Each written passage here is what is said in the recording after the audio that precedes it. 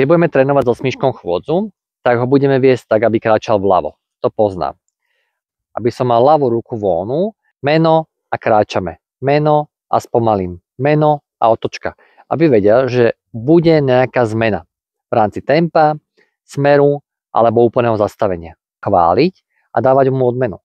Že tam budú tiché časti, takže ho pochválim a pár sekúnd ticho. Potom ho znova pochválim. Takže ak sa plánujem otočiť na nejakom konkrétnom mieste, tak ho najskôr oslovím, otočím sa, až po otočke mu dám jedlo.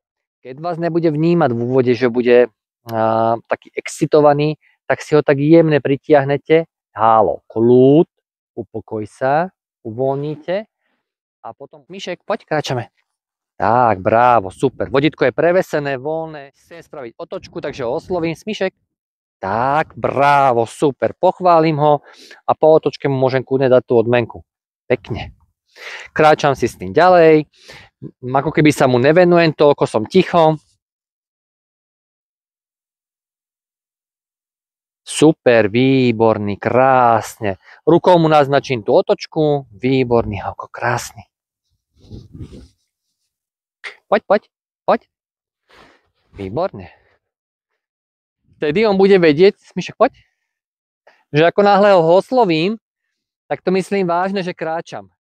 Takže toto všetko je potrebné, aby sa dodržali v tréningu chôdze. Ak budete trénovať chôdzu, tak medzi 2 až 4 tréningy denne.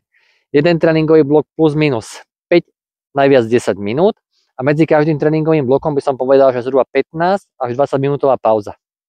Ak by ste mohli trénovať počas 7 nového týždňa zhruba 4 krát, bolo by to veľmi super.